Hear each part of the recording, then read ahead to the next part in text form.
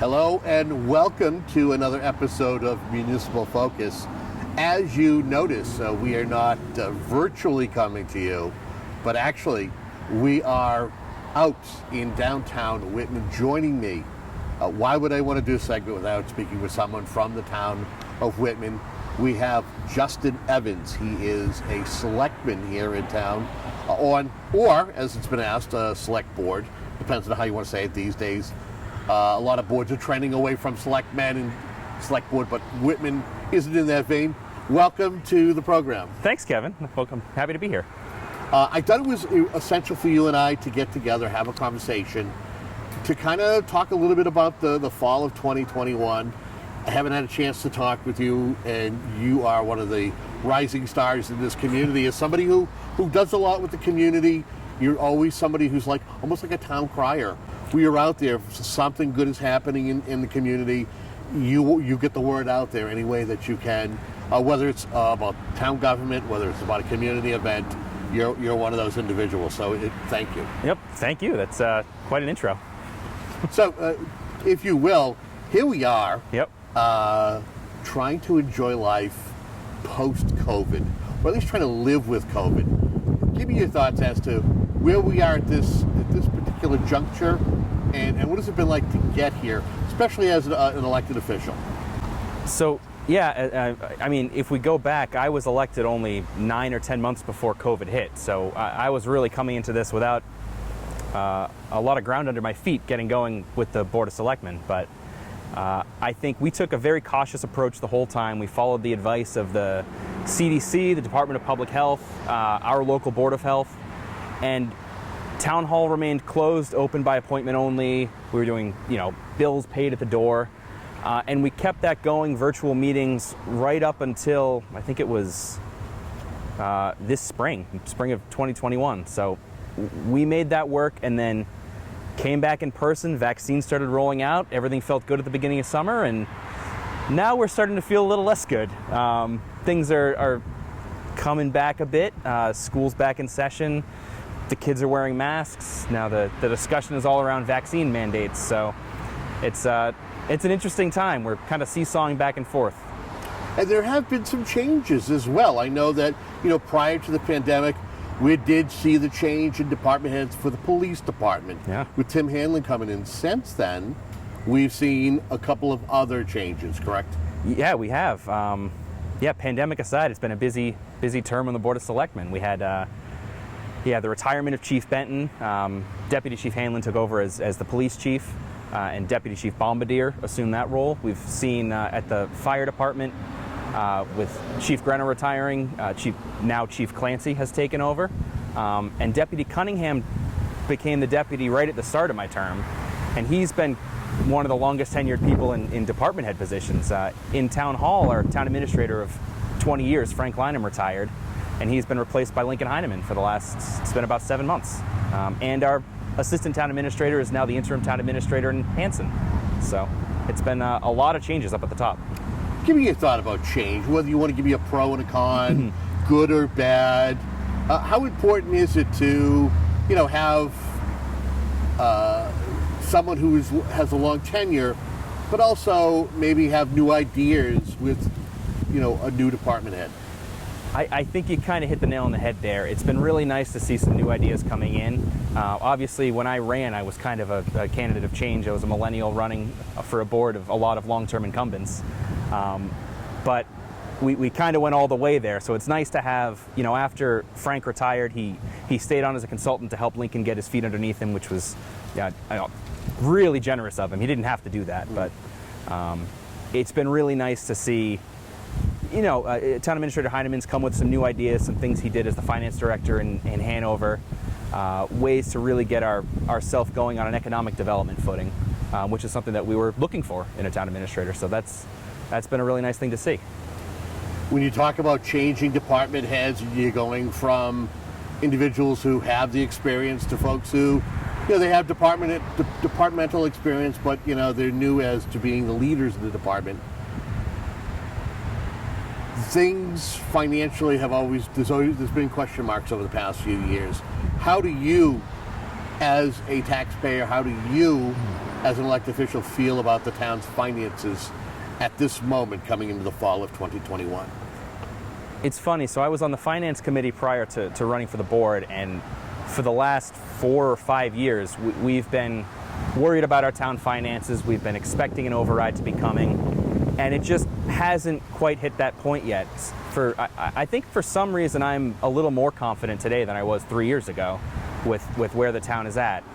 We did a budget override evaluation committee. We brought in John Madden to do a sort of a study of where the town's finances were at, and it did say we would likely need an override in the next couple of years, but through some really restructuring of how we handle individual departments rather than breaking the budgets down so minutely and treating them as departmental budgets managed by those department heads, we've managed to stave that off a little bit longer.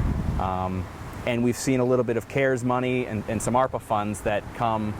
We've been able to supplement our capital needs, so some of that previously promised capital money can go to operations. It's not the best way to keep things going, but it's been a good Band-Aid to get us at least through the pandemic. It's tough to hit taxpayers with an override in the middle of an economic shock. If you will, give me your thoughts on the 2 different financial aid packages that communities have received from the federal government. Starting under the Trump administration, you had the CARES Act. Now you have the American Rescue Plan Act, or ARPA, through the Biden administration. How important have these initiatives been to communities like Whitman? It's been huge. And if you look back, I mean, a lot like the stimulus checks that were going out throughout the pandemic that have been keeping families and individuals afloat, the CARES money just kept coming at the right time for us to purchase, whether it was testing equipment, PPE. There's a sign, an electronic sign behind us that's been essential in communicating different COVID messages when the status changes in town, when things can reopen, or we're meeting virtually. That was a CARES purchase. We've got an ambulance that's dedicated entirely to COVID patients so that we don't need to sterilize ambulances between runs. We've got one dedicated ambulance that's been just for the fire department. It really simplifies logistics. So that's been huge for us. The ARPA funds we're still waiting on final guidance, but that's going to be big too. There's some more generous areas there kind of around economic stimulus. So we can use some of that ARPA funds for things like water, stormwater, wastewater projects. And if you remember, last year town meeting approved a $14 million sewer force main replacement up on Auburn Street. So even if some of that money can be subsidized, some of that, what would be rate increases, could be subsidized with ARPA funds, that's going to be huge. I would ask you about the community's long-range planning when it comes to the finances. I know that's been something that for the past 3 or 4 years has been something that's been a concern with board members, elected officials, and community at large leaders. Yeah, that's been a huge focus of just about everyone in town hall, and myself included. My last year on the finance committee, there was a budget policy committee that was working on sort of studying what other towns are doing and implementing. We were looking at what other towns are doing and implementing best practices here. My first year on the board, we brought in a consultant, John Madden, and had a budget override evaluation committee. We recently redid our capital improvement plan with the UMass Boston College Collins Center. Yep. And now we're undergoing the full pull it all together with the strategic plan process. We hired a consultant to lead that effort. And now, right now we're trying to schedule an all-day sort of workshop between members of the Board of Selectmen, Whitman members of the school committee, department heads, and some members of the public. So we're trying to tie all of that long-term planning together in one neat package to say, this is where the town of Whitman is going in the next 5 or 10 years. Apologies for being a little noisy. You did a great job getting through that. Thank you. That's what happens when you're not in a studio that you can control the lighting and the sound. That's what happens, and that's the beauty of doing an outdoor shoot, an ENG shoot. So I thank you for your patience. folks in this community, they care about public safety. They care about giving a proper education to the children. And I think one of those avenues is a new middle school. I know that there's ongoing discussions. What are your thoughts on building a new middle school? I think it's time to at least renovate, if not build a new middle school. Based on how the state funding works out, MSBA is going to recommend one process or another, whether it's major renovation or tear down and rebuild. But I think it's time. Even when I was in that middle school, it's a long time ago now, we had issues with some water. The gym floor has been replaced a couple of times just because it's built on wetlands, so the water table is very high. We're in the beginning of the process now. There's a middle school building, like a building feasibility committee. I'm not on that committee, so I don't have all the details, Sure. but it's chugging along. We're meeting the deadlines with MSBA to stay on that track for state funding. I was a little caught off guard when we were accepted on the first go-round, because we've been hearing as members of the board, as members of the public, that South Shore VOTEC applies every year, and every year they're denied. They are. And that building's not in great shape either. So it's one of those, the people up at the state who are willing to float 50% or more of the funding of this building think that we need to get going right away. That's kind of jarring. What's interesting is that the percentage that the state or the school building authority would put forth, I mean, it has slowly dwindled over the years. So 50%, I mean, that's pretty good at this juncture. Who knows if somewhere in the next 3 to 5 years it drops or dips below 40%, that they're willing to put forth, reimburse, or pay for. It well could. I think our high school, built in 2004, was I think it was north of 60% that was reimbursed. So it's continued to dwindle. I've actually recently talked with a couple school committee members about other grant opportunities for design. So right now at the state level, there's possibilities for net zero schools. You've seen a lot of elementary schools and middle schools around the state built with some energy efficiency standards. And those grants could subsidize some of the design costs. So we could kind of further reduce the cost of the taxpayers if we pursue some of these other avenues, not necessarily just MSBA. Okay. Interesting note is that just recently there was an agreement struck between the two communities in regards to this regional school agreement. Yeah, that was a big change. The Whitman-Hanson had operated under the same regional agreement since before ed reform, when we first fully regionalized the two towns. Right. Back in the early 90s. And this was the first major change to it. I think you'll remember the conversation about the statutory method, and because of ed reform, that process superseded local agreements.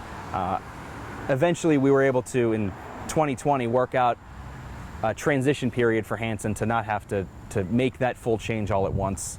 That both towns agreed to. Both town meetings held outdoors in the summer of 2020, overwhelmingly agreed to. And now we've moved past that, but that is, piling on top of all the other change we've seen in town. It's been a very busy couple of years, because renegotiating the regional agreement, changing, both chiefs, the town administrator. This is probably the busiest we've been here since maybe Prop 2.5, if not ed reform when it initially passed. Yeah, it's definitely interesting knowing how much anybody who you would talk to who had an ear to the behind-the-scenes conversations was that there were folks who were not happy on both sides as to what happened, not being in the know that the change was happening. And so to know that something was finally brokered is fantastic. Yeah, that was great. And I actually was the selectman sent to help broker that deal. So that was a great exposure early on, working with then Chair Laura Fitzgerald Kemet and Hanson. The two, between us, we brought it back to a committee run by Vice Chair Chris Scriven on the school committee, and that actually didn't go anywhere, but was eventually revived by the school committee as a whole, and passed overwhelmingly in both towns. Any concern that we could see a financial pendulum swing? We know the past couple of years it's had a harsh effect on the finances of Hanson. I believe that finances, like any time that you talk about a fiscal item, is cyclical. Anybody who's taken macroeconomics, taken economics classes, will tell you that they would understand if you're looking at the rise and the fall of the stock market and how we have done here in when it comes to deficits for this country. It's an up and down type of a thing. Do you feel that that's the same thing as far as the finances go back and forth? That right now, Whitman's not doing too bad financially, but Hanson is trying to get back to zero. So that was something that we did see before we'd made this change. It was when the process was based solely on the student populations, as one town added or removed students, you could see the pendulum swing back and forth.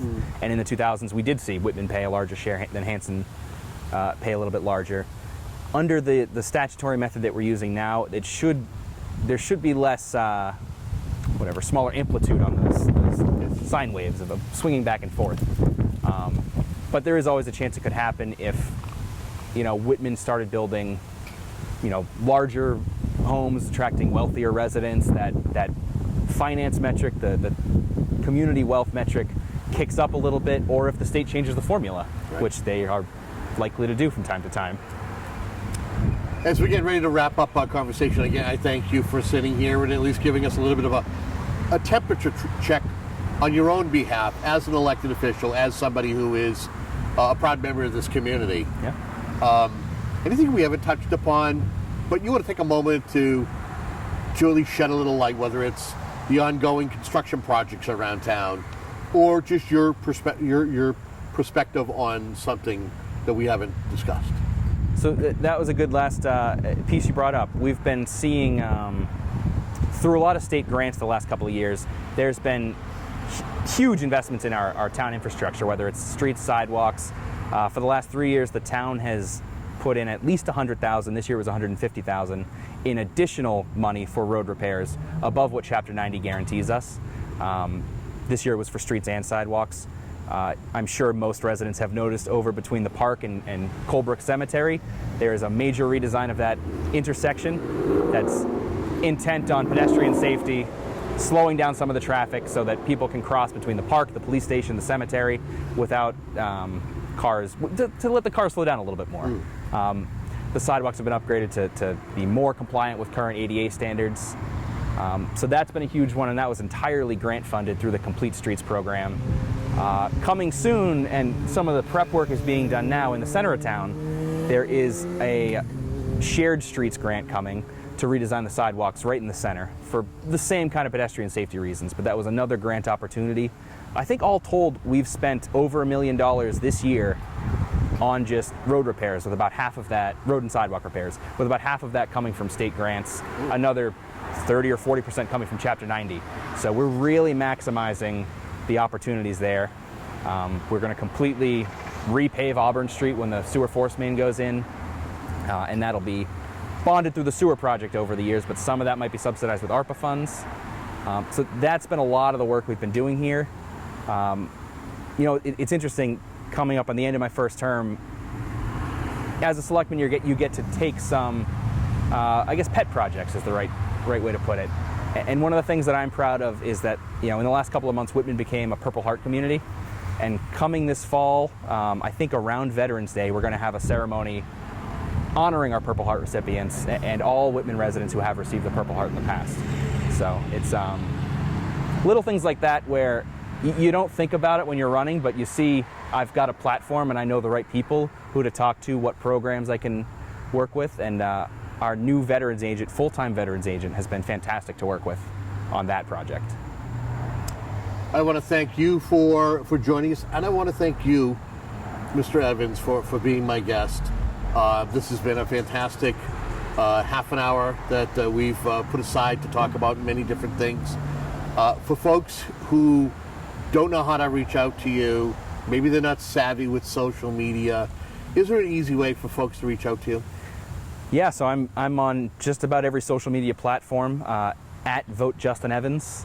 It's my Facebook page, Twitter, Instagram. I have a TikTok that I don't use, but it's at Vote Justin Evans. That's the easiest way to get in touch with me. You can email justin@votejustinevans.com, or find me out and about town. I'm walking around the park almost every day.